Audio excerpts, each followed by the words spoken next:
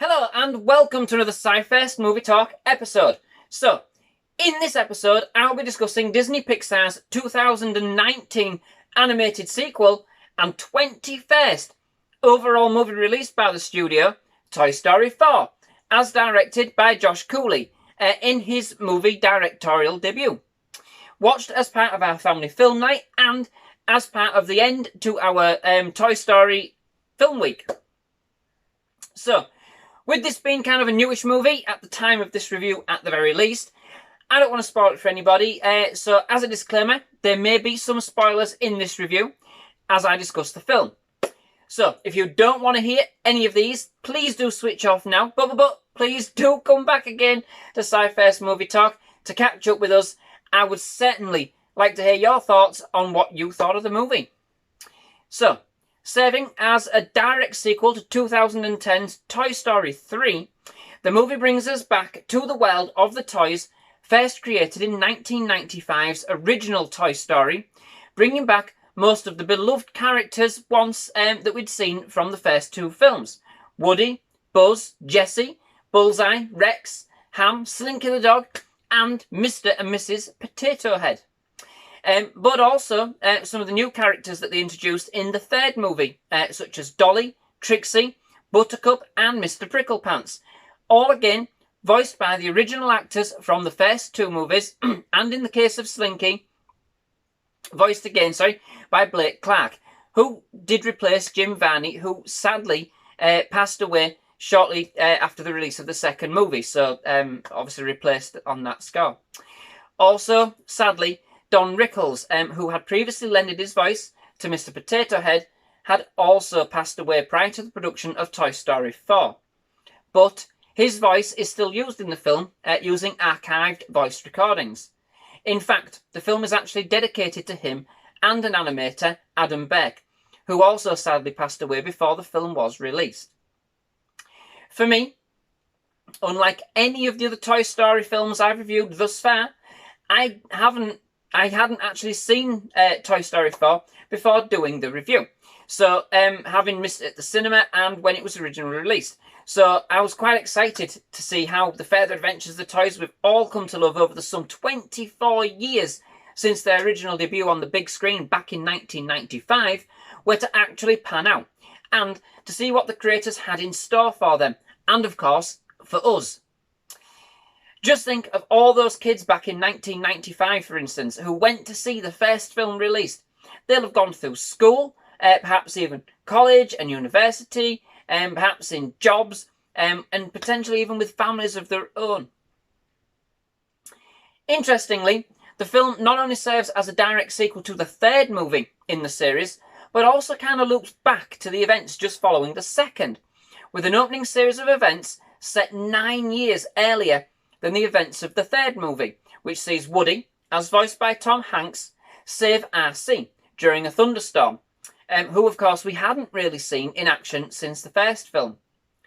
It then proceeds to fill in some of the gaps presented by the passage of time between the second and the third, with the loss of some of the toys along the way, most notably Bo Peep, as voiced by Annie Potts, Woody's old love interest.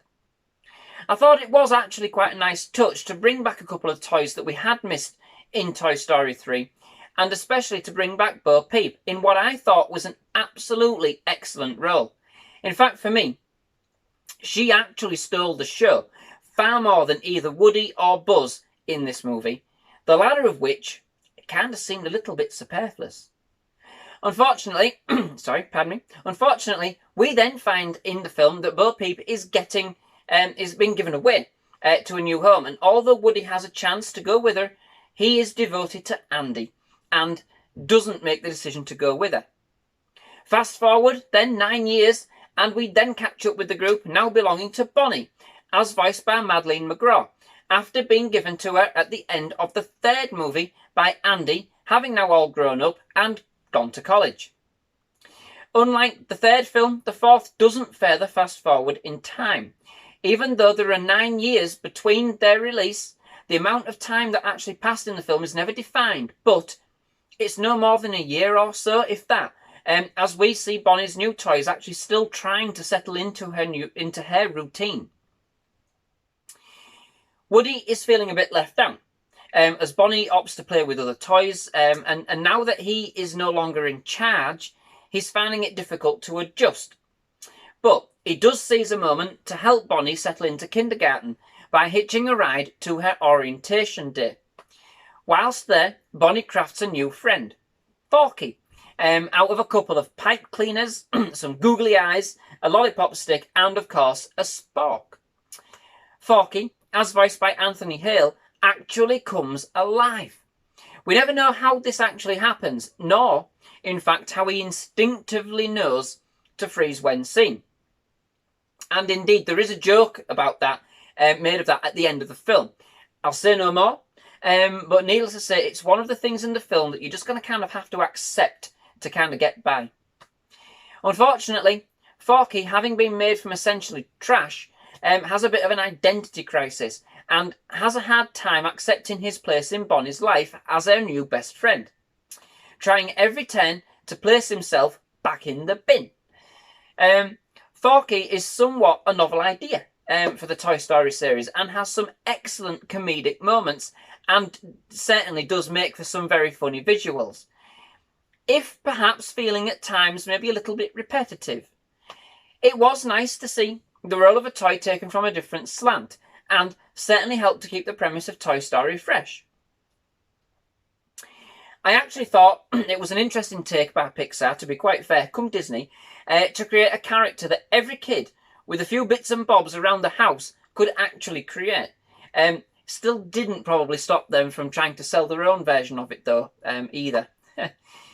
Anywho, Woody makes it his mission to look after Forky, knowing he is really important to Bonnie, but this charge is made ever the more difficult by the fact that Bonnie's parents take her on a road trip in an RV, on which most of Bonnie's toys also tag along. Basically as one last hurrah before she starts school permanently. Along the way, Forky launches himself out of the RV window in an attempt to escape, but Woody actually flees after him to meet up with the rest of the toys at the next stop.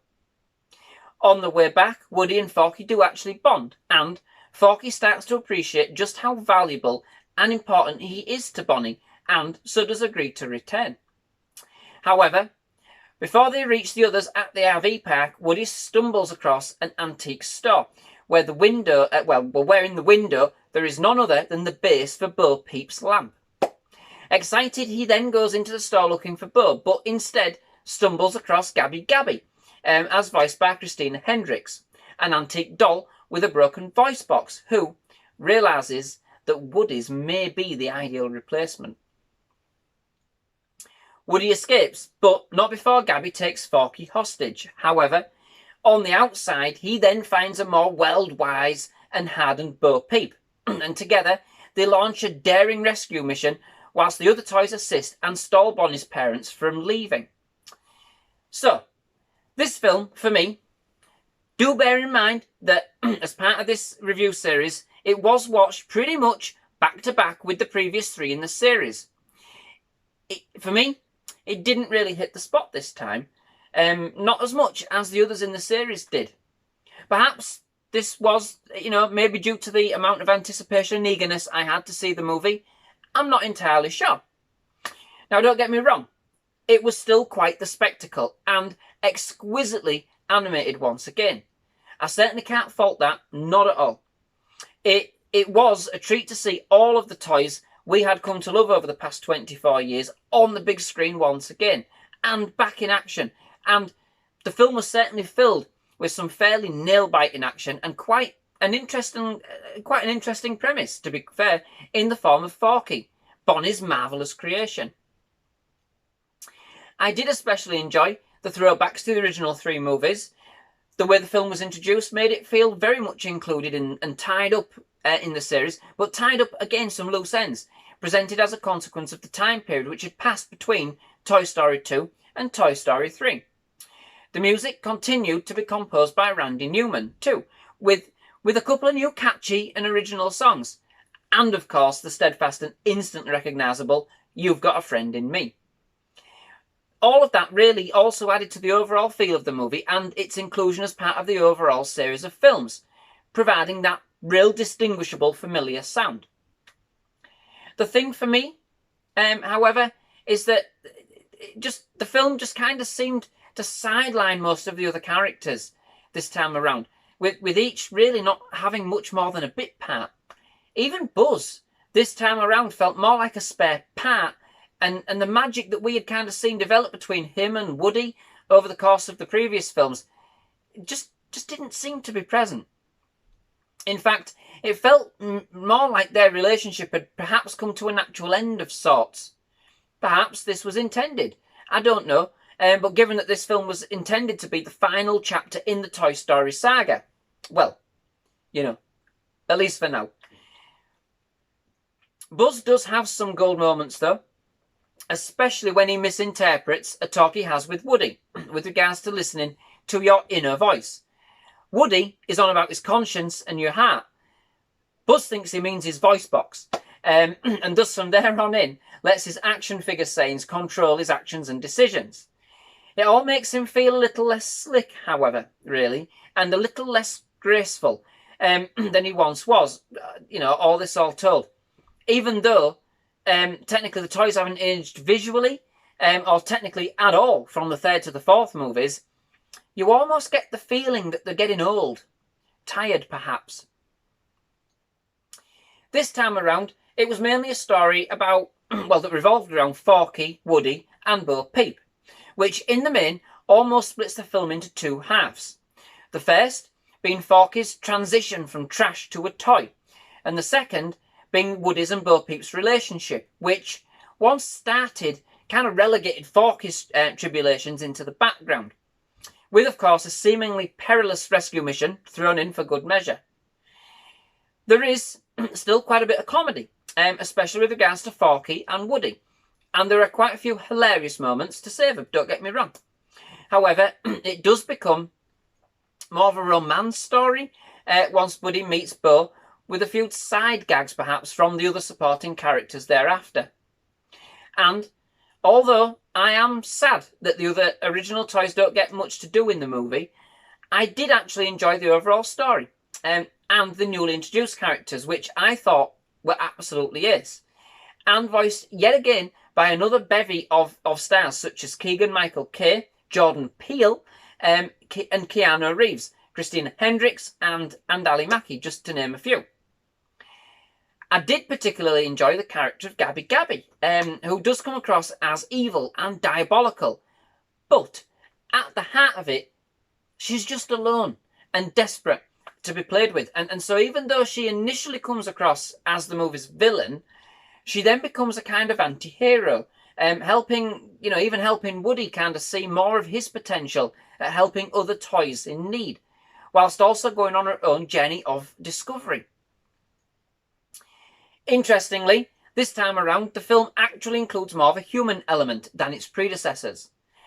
So kind of with them almost being involved in more of the drama and the comedy throughout, especially Bonnie and her parents during their road trip. But I didn't mind it so much, but it was almost like it was starting to merge into some of the more recent Pixar efforts when you consider the lack of on-screen time for the other characters. But I suppose that in this one, especially Bonnie's emotions, were actually quite important to convey the significance of Forky and Woody's then subsequent actions. So, overall, by no means a bad movie at all, by any stretch of the imagination. But as an entry into the Toy Story series, for me, personally, it was simply mediocre, with glimmers of greatness. I enjoyed the new characters, but thought perhaps there wasn't enough for those from the previous series of the movies to actually to contribute. And indeed, they didn't have much overall screen time. It had a great story with a fantastic premise. What happens when toys are actually created by a child from bits and bobs they recycle from the trash? And it was great to see some of the characters we had missed in the third movie return, especially Bo Peep, back with an edgier attitude. So, it's definitely worth a watch, and it's certainly entertained. Most definitely. I, personally, was just expecting more than what I got, particularly after watching all films practically back to back. Oh, do stay tuned for the very, very end of the credits for something quite special in relation to Pixar. It's only small, so don't go get carried away, don't go nuts. But if you can speed up to this point, once the credits roll, it's just something you might otherwise miss. So, that does bring me to the end of this episode. Thank you very much for watching. I do hope you've enjoyed it. If you have, please leave a like on this video. Please do hit that subscribe button. But otherwise, please do come back to SciFirst MovieTalk for more movie reviews, movie trailer reactions when we can do those, and certainly for like movie-related gameplay and other things that we're doing related to movies. But yeah, by all means, please do come back. But thank you very much for watching. Goodbye.